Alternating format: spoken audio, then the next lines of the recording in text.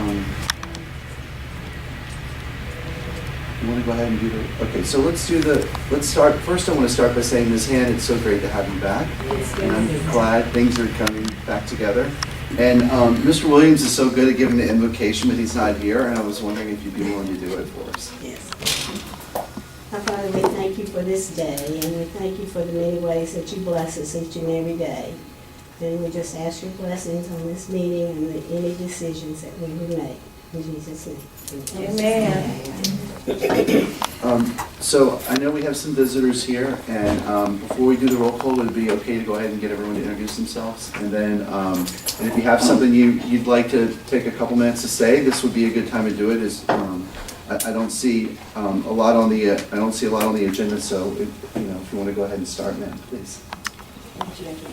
Oh, my name is Annette Henry, and I'm here with Nelda. Good. I'm Nelda Durrell. I'm the owner of Iberia Cosmetology Institute. I know Ms. Han know me, and Ms. Jill knows me. But for the new, Sherry Marsh, you know me. But Mr. Steve Young, of course, and You know my name. Miss Johnson. If I know it, she better know. Dan Johnson. But for those of you who don't know me, I am Nelda Durrell. I am the owner of Iberia Cosmetology Institute. I have a passion about what I do. I love my school just like Ms. Han loved her school, just like Laura Morrow, who was the old board, loved their school, ran a good school, and I've ran a good school for the last 12 years. I worked for Aveda Institute for Smokey, was at the time accredited school. Then I worked with Terry Blackwell. And then I went on, before then, I worked with Sam Ricotta, who sold the school to the Blackwells and Aveda Institute. The school that I owned was a previously owned school by the Aveda Institute in New Iberia, Louisiana. They sold the school to me. The school had been in operation. Before then, it was owned by Craig Booty, who purchased the school from Aveda Institute. So this school has been around in the community for over 30, 40 years.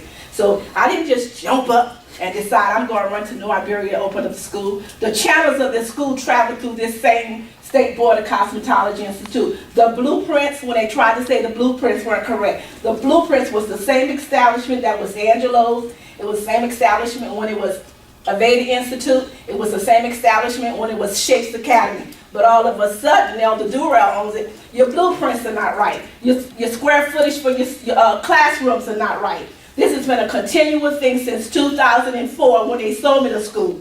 It's been on and on and on and on. 2008, I had to come before the board because my students' test scores and the envelopes, they weren't allowed to seal their test to be sent to Washington, D.C., but everybody else put theirs in a separate stack. That was to make the students think that, oh, something's wrong with our school. We can't seal our tests. The school wasn't assigned a code for the students to put the school number on it so that it can go to Washington, D.C. to be graded. It's just been an ongoing thing just to keep the schools in New Iberia from operating. And you know something? Just like Miss Brittany said, it's a tragedy. It's really a tragedy. What I think is so sad is, they say there were 16 incidents that contributed to the way this 2016 election is going on. Baton Rouge, Louisiana was one of the locations because of all the tragedies going on in Baton Rouge, and everything trickles down from Baton Rouge. I'm not surprised that my school's going through this. This is really sad because you know what, y'all? I didn't come through the back door. I came through the front door. I'm an American citizen just like y'all. Not this board, I'm not talking about y'all. I'm talking about what happened previously. But so if I say the board, I don't mean y'all because it didn't include y'all. But it did include the previous gender board. I didn't come through the back door. I came through the front door. I didn't come here in whips and chains. My ancestors may have, but guess what? I was born here. I have every opportunity to operate and run a business like anybody else. I have sent it to the Federal Trade Commission because it was a plot. It was an actually set down plot from the 2008 when they said, we're going to shut it down. Students started telling me they was going to shut me down 2 years before the plot developed. They don't want you there. One time, I had to call Miss Johnson, Deborah Johnson, because the students came to me and said that I called her and she called a meeting with the people in the office to say that another student had came and said that we don't like her. The board said they don't like her, get away from it. I have all the text messages I can provide y'all with from day one. Get away from her, the board does not like her. am I telling the truth? She called a meeting with them and told them, y'all stop tampering with this girl's school. Y'all leave this girl's school. This is very serious. This is a long tragedy. Then I had students. I had a student named Nugent. The guy, he was Vietnamese. He sent some information in saying that he was in the country at a certain time, but then he supposedly got information from Vietnam. My problem is, how you gonna get education from two different places and then they tamper with some paperwork and put some dates on and send to me and want me to sign it to these students? It's just been ongoing. I had another student where her application for her testing was sent into. I sent it into the office. They called back Michelle, saying that I had not sent the information in. The information had been sent in. I called Mr. Steve. I said, Mr. Steve, how about this? How you want to hear this?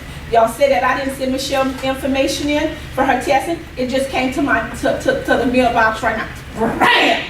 You know, I don't deserve this abuse.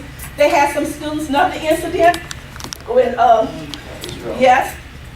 We do, we don't have this on the agenda, and there is. I understand it, but. So just if you could, kind of start to wrap it up. Okay, I'll wrap it up. Thank you, but I do appreciate you for your time. But my thing is to say, I know they're going into executive session by my school, and I appreciate it if you don't let Miss Sherry Morris bend your ears to tell you things about me that's not true, because she's been in the ear, she's been trying to discredit me, she's been trying to say everything else. Miss Frances Ham was on that board. I have every right to not have my character slandered, not be no defamation.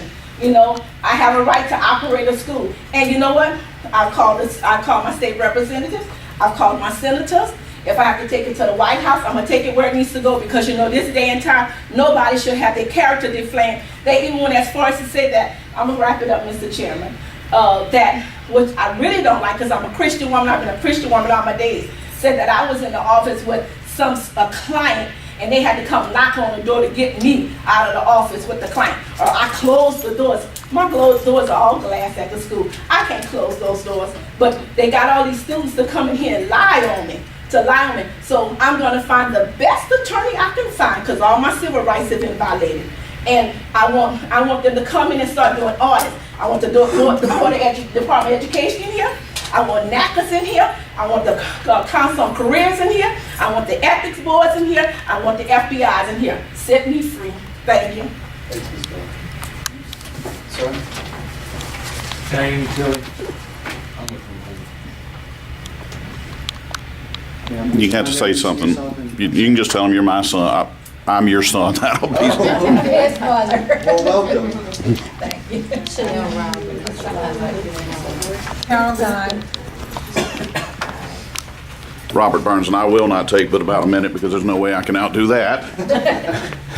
I guess y'all can see why I was wanting Nelda herself here last time, for obvious reasons. She's a little more articulate and certainly more passionate than me about this. The only thing that I'm going to say, because it does appear on the agenda, probably got lost in the shuffle with everything that was just said, but under the attorney's report number 2, I'm assuming that the board's going to go the route of promulgating the 2 instructor rule.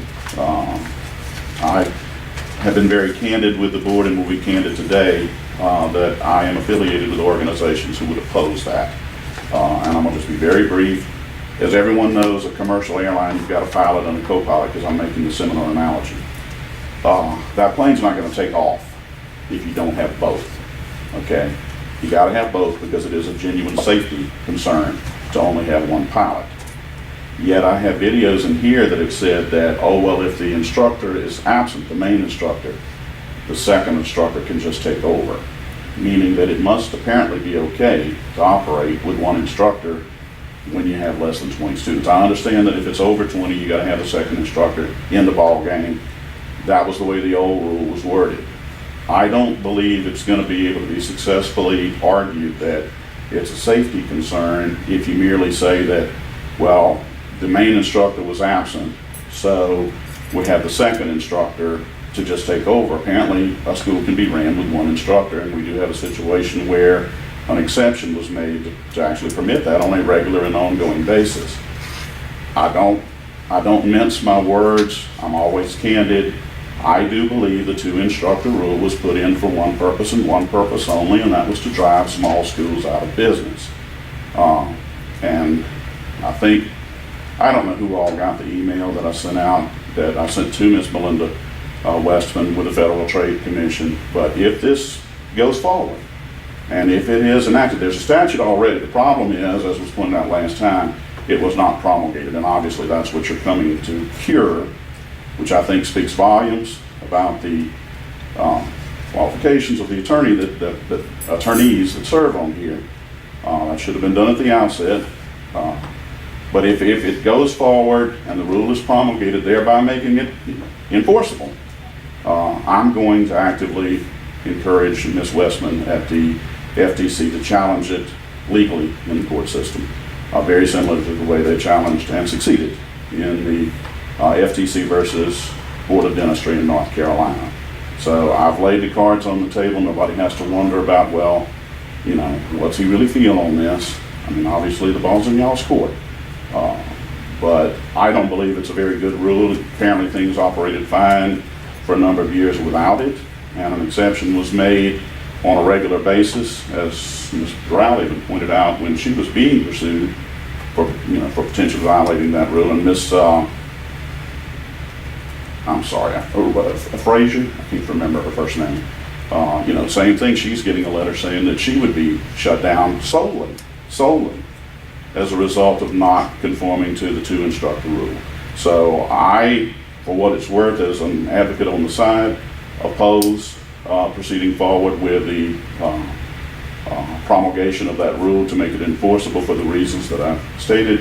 Mr. Neal, I want to thank you for your extending this time to me. That's all I'll have to say on today's meeting.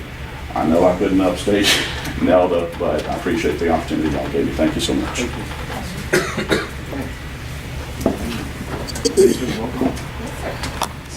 Edwin Hill, Present? Francis Hand, Present. Mela Brown, Jill Abear, Present. Deidre Delpit, Melinda Tiller, Michael Grayson, James Williams, absent. 7 board members present, 1 absent, and there is a quorum. Can we have a motion to accept the agenda, please? Make a motion that the agenda be accepted. Second. All in favor? All opposed? Agenda is accepted. And now, we all have a copy of the board meeting minutes from our last meeting. Does anyone have any questions, corrections, or changes to the minutes? Hearing none, can we have a motion to approve the minutes? All in favor, say aye. Opposed? Okay. Now, next are our consent agreements. We only have 2 today. Natural Nails, which is a manicure and salon in Meadow. They had waxing supplies within their salon, so they were assessed a 1-year probation, and they were issued the standard fines of $200 fine, board cost of $350, and the probation fee of $400 for a total of $950. And the owner was also fined for the exact same thing, and the fees were $200, $350, and $300 for a total of $850. So can we have a motion to accept? I'll make that motion. Second. All in favor, say aye. All opposed? Motion passes. And now, Mr. Young, you're next. All right, thank you very much. Mr. Chairman, you had asked that we research the various states in that we must come up with some laws and rules that would govern mobile salons and also alternative hair design. And so if you will just take a while and you can look through these. Those are various states and their laws, particularly on the mobile salon. Looking at this, you will notice that the states require for mobile salons that they are inspected as a permanent salon would be, that there is hot and cold running water, bathroom facilities, all of the equipment that would be necessary. In most states, none of the states do they allow a mobile salon to operate while it's in motion, so you can't have a riding mobile salon.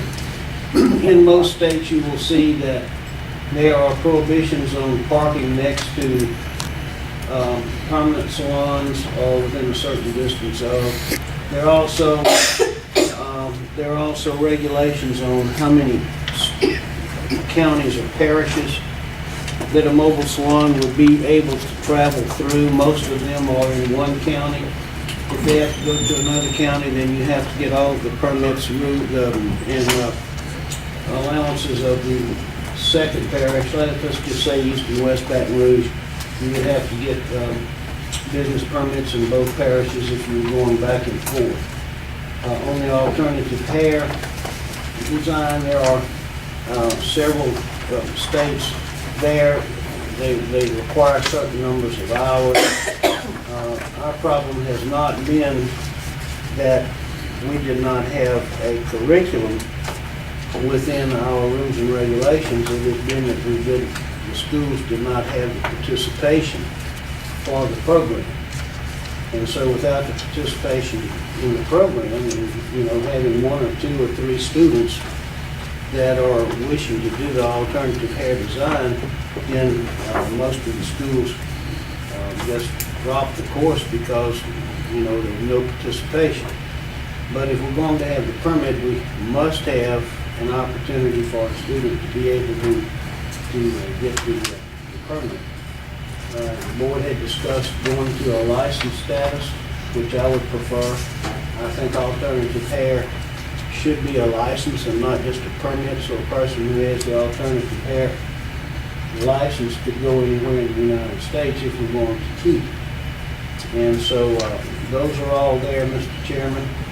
I don't know if you want to go through any discussion of it or come back in December we'll all come back with some written laws and rules that we can discuss to put into place. But this will give you an idea of what other states are doing and about probably what this state should do. Since it is Louisiana law now that we will have mobile salons, so we just have to write the proper rules and regulations that will make it possible for a person to operate their business. Okay, so on the mobile salons, thank you. This is really helpful. I think we should all take some time to review what the other states have done, to think about what questions and issues come up for us, and then I think December is an appropriate time for us to go forward and go ahead and get something promulgated. One question, we talked about limiting the mobile salon to different parishes. For me personally, it seems like this radius could work better, because if you're in Denham Springs, for example, should you not be able to go 5 miles into Baton Rouge? I don't know if that would, because you'd be crossing from Livingston to East Baton Rouge, I don't know if that really makes the parishes or gets a little tricky in these metro areas. The only problem with that would be that you would have to have permits from both parishes. And the owner would do that if they wanted to go into Livingston and East Baton Rouge Parish. They would have to have business permits in both. And everything in both parishes so that they can travel. Any other thoughts or comments on the mobile salon or things we should consider? I have it's on the agenda in my report, but it's the same subject matter. The act that the legislature passed, Act 611, requires us to do rules on mobile salons and also blow drying technicians. So rather than kind of do those at the same time, I've done mine is to get those rules in place. The mobile is a little bit complicated by the jurisdictions, because even in Denham Springs, even here, Louisiana is Denham Springs, and you go outside the city limits, then you have to comply with the parish requirements because it's unincorporated. So you have to have whatever occupational license is required from the jurisdiction, so that's gonna, even in a 50-mile radius, it could be quite a number of jurisdictions, so that's something that we will have to, I guess they could apply for it and apply for as they get units or something like that. And the blow bar, the blow dry, is just necessary for us to put in a curriculum in the schools that says that we shall. And so we need to have a curriculum in the school where that they can go and get that permit, or we do not have tests for that national test, national theory test. It would have to remain a permit, I would assume. But I guess we could find somewhere that would have a national test for it. I did some research, and I could not find another state that had a license or a permit for a dry technician. And all the other states, it looks like they're required to have a cosmetology license to do that type of work. Well, this is the legislature says you will do, so we're going to have to put a curriculum in for a certain number of hours. That would at least make it a permit. And so be deciding what portion of cosmetology curriculum that will be needed for what they're asking to be done. And realize too that once they get the permit, they will probably do like many other people with a permit and think that cosmetologists can do the whole deal.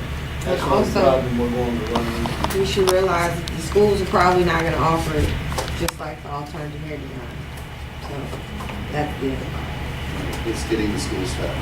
Well, we're gonna ask them to put the curriculum in, and at that point, then if there's no participation, but I'm sure we'll have some schools that will, in each area, that will put curriculum in to teach, because it will be available for students, then to see if there is any participation. The only problem would be participation, because if you're going to go to school just to do one particular part of cosmetology, you might as well go to school and get finished before you can do it all. So I don't know how much.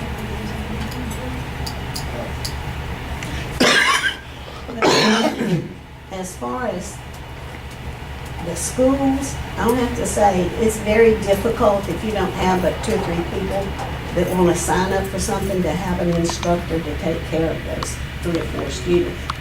It's very difficult. And that's the problem we run into, because when we put in like makeup permits, there was not that many requests. So if you're gonna offer it, you've got to have somebody that's responsible for teaching those students.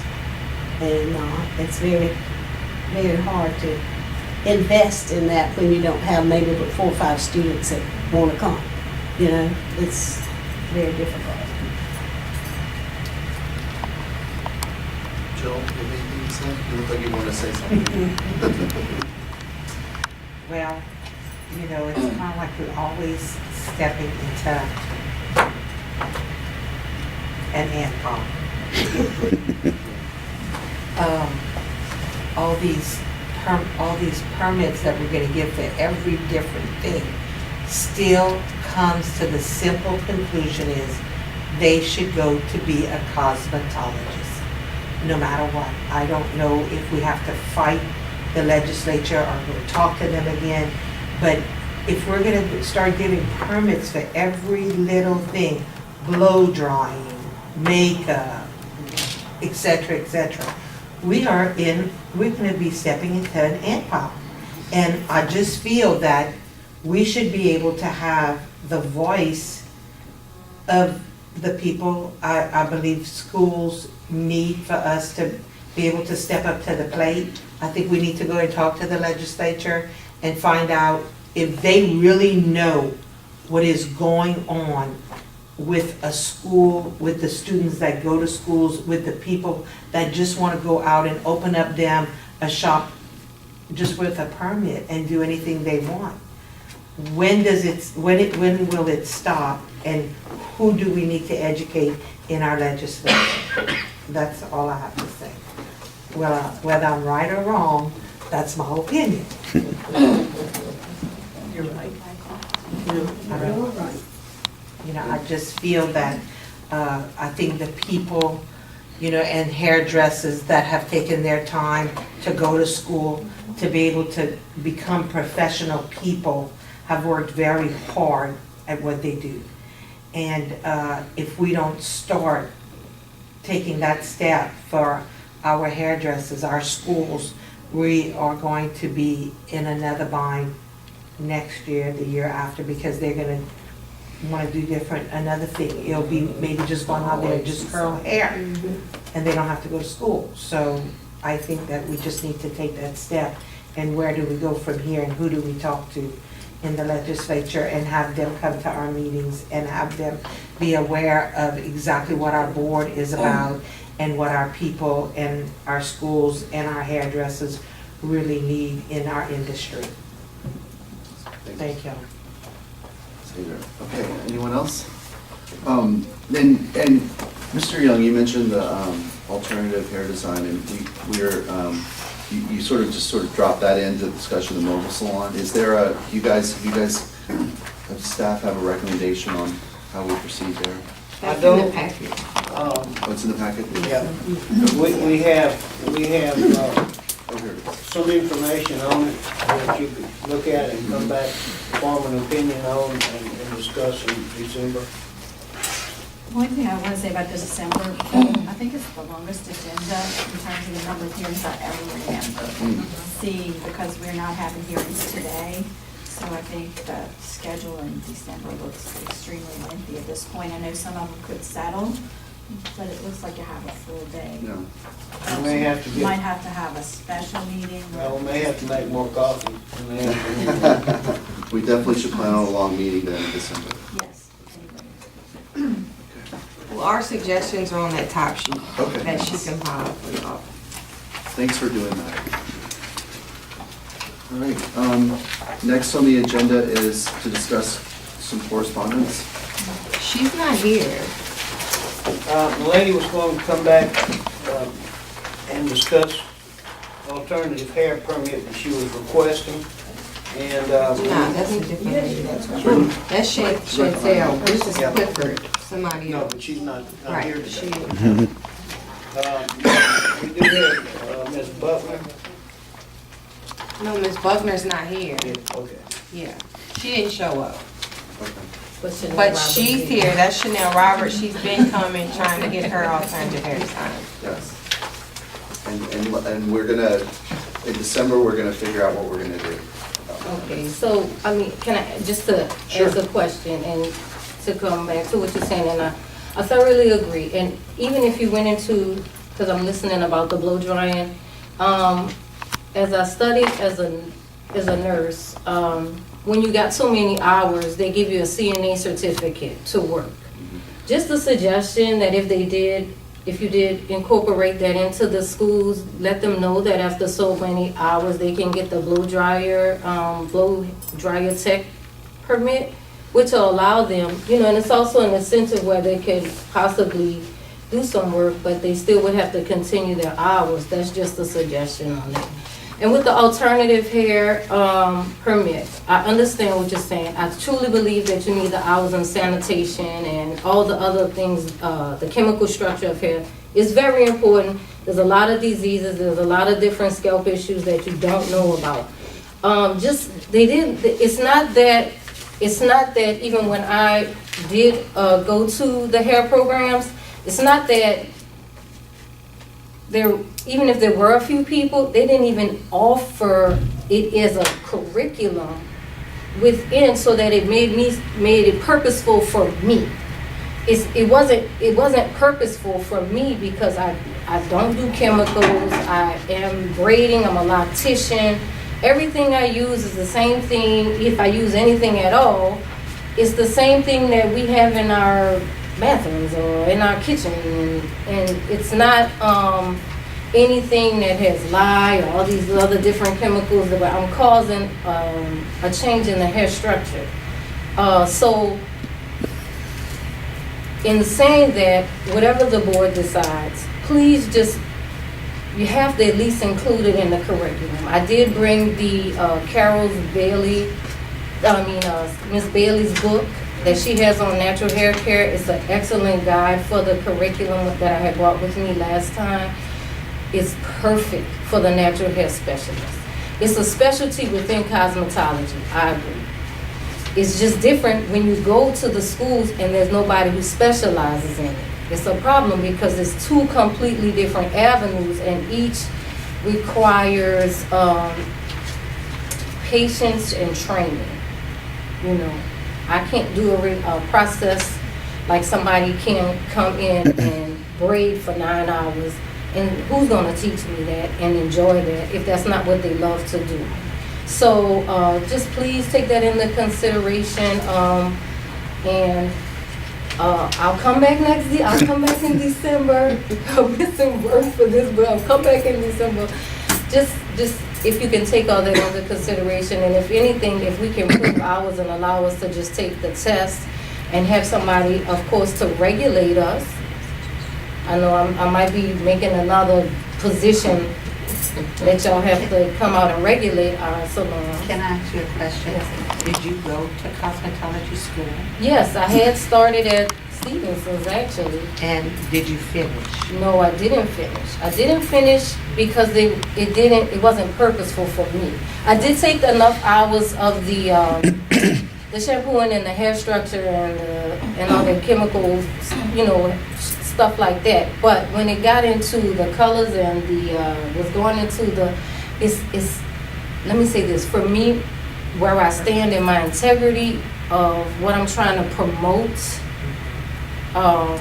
and what I'm trying to promote is that for us being African Americans, or those of us, it's just for us, I'm trying to promote that it's okay.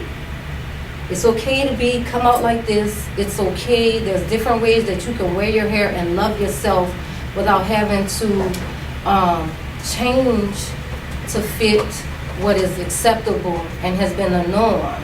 Because then it says to me when I do that I wasn't made right.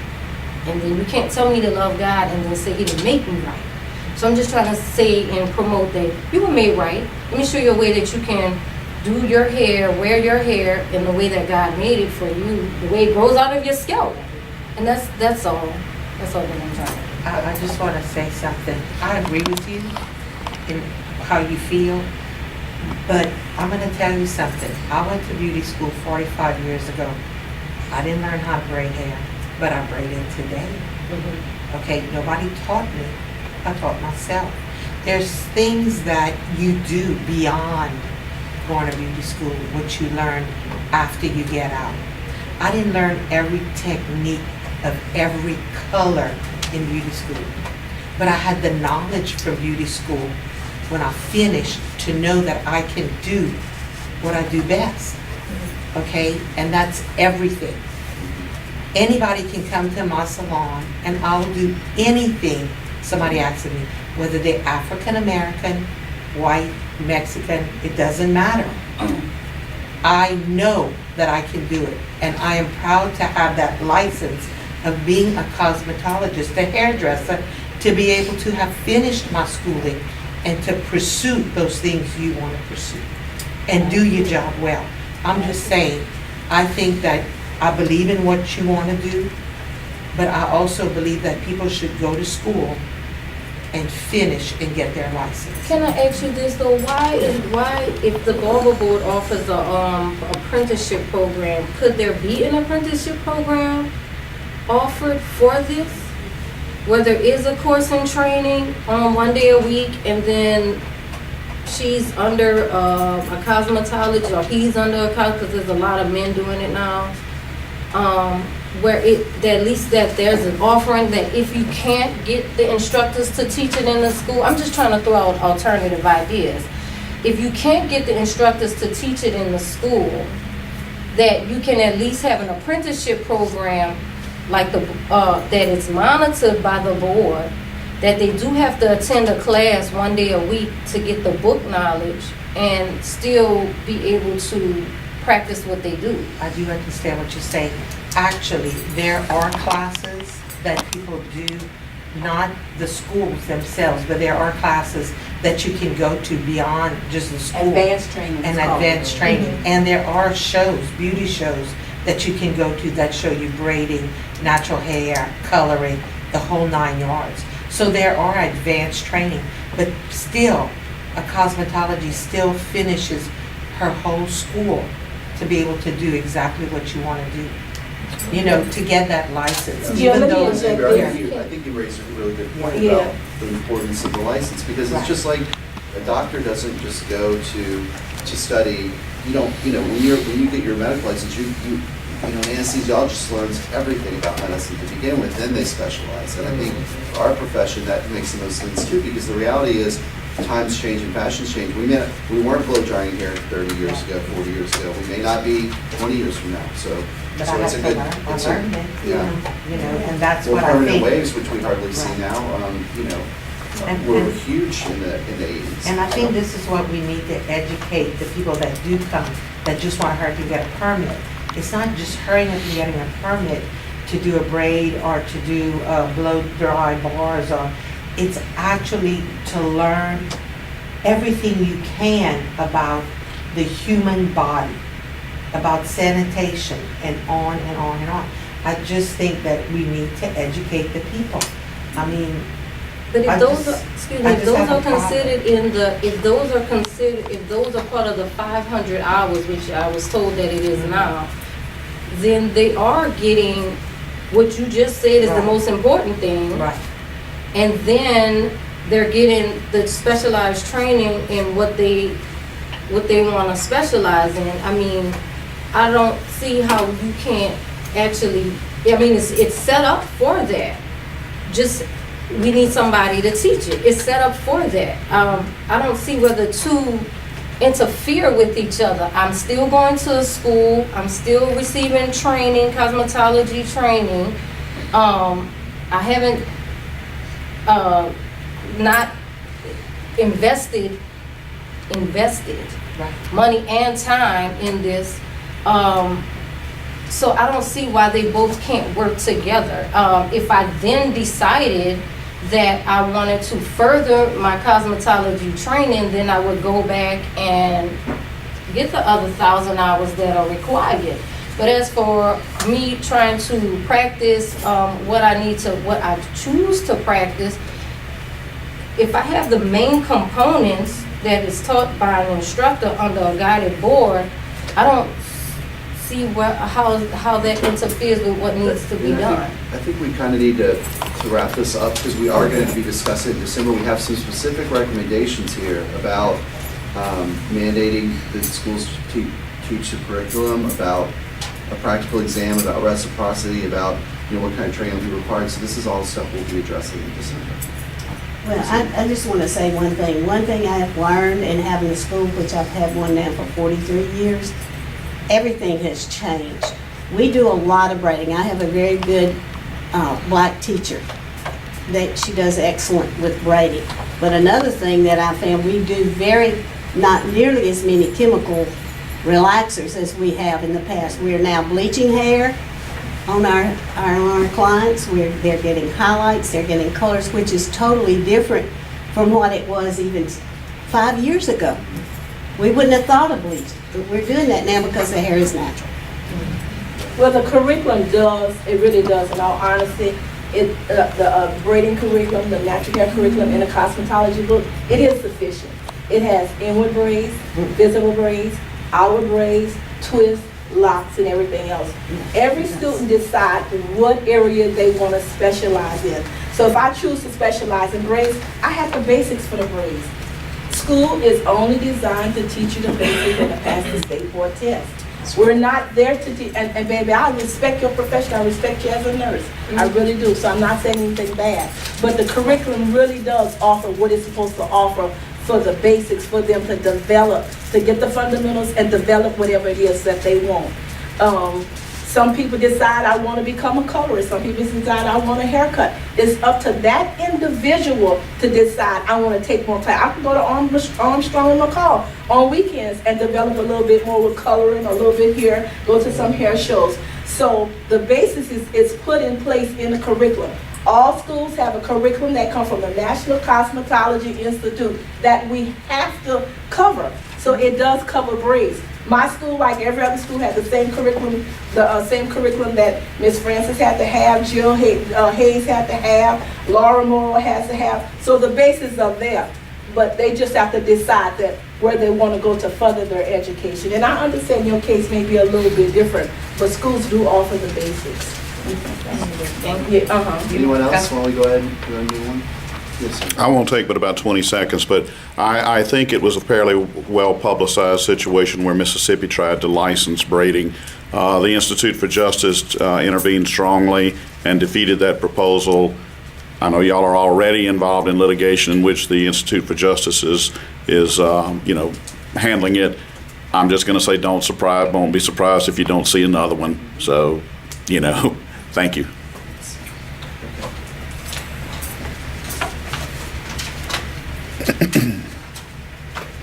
Next we have our attorney's report.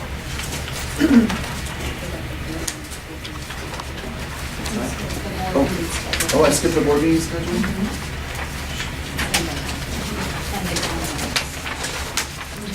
No, I missed that. I sure did. Let me put on my glasses.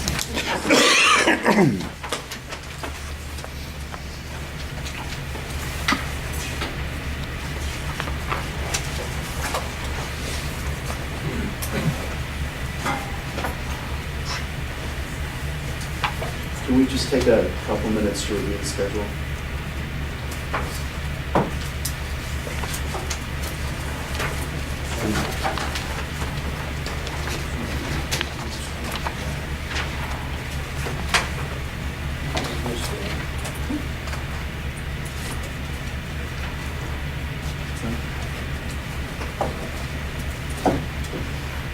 Yeah.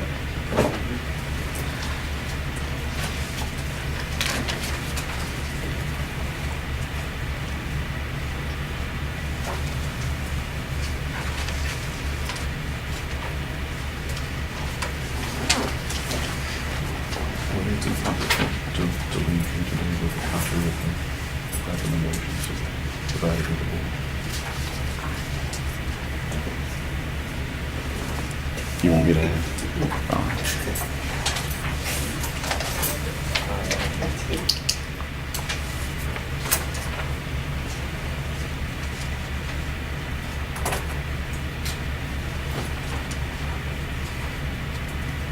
Does anyone have any questions or concerns about any of the dates here? For me, the only thing that, I kind of hate to do the rest of the year. Is it possible just to agree on the dates through June? Or do we need to do the whole year? Well, we need to do the whole year so we can schedule our testing. Okay, I see.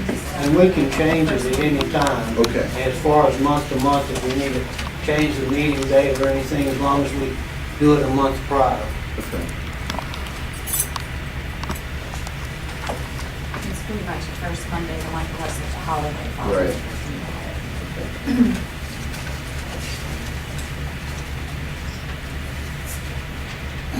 Can we move to approve the schedule? I make that motion to approve the schedule of 2017. All in favor, say aye. Opposed? So this brings up an issue for me. I will be absent on the, for the January meeting. And the legislation provides that I'm actually required to appoint a vice chair, which we have not done yet. And I'd spoken with Ms. Hebert earlier in the week, last week. I think based upon, I know Ms. Han, you're wanting less responsibility, and Ms. Hebert, yeah, I'm right about that. Yeah. Ms. Hebert was on the previous board. She has a ton of experience. We just heard how long she's been a cosmetologist, which surprises me, Jill. I had no idea. Cover your arms. Aging gracefully. And this doesn't require any board action, I understand, but I wanted to go ahead and ask Ms. Hebert to serve as the vice chair. I know you'll do a great job. And you'll be in charge in January, so don't. I'll be in charge. Okay. We might blow up, but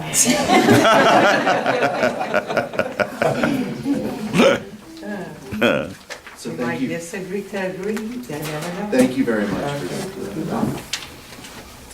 Okay, so that's the schedule for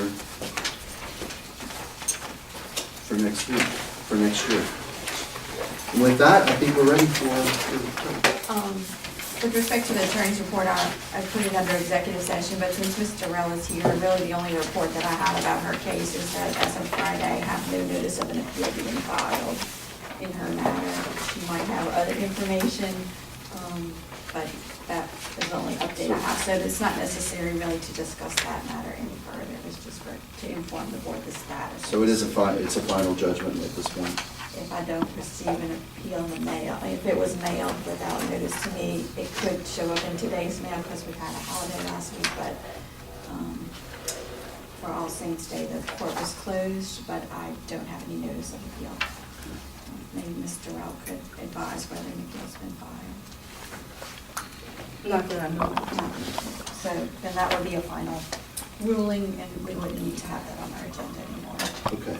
And so in the executive session, would just really be a Chadasama suit and the wind suit that we didn't discuss the status of. So with that, I'd like to hear a motion that we go to executive session. I'll make a motion that we go into executive session. Second. All in favor, say aye. Aye. Opposed?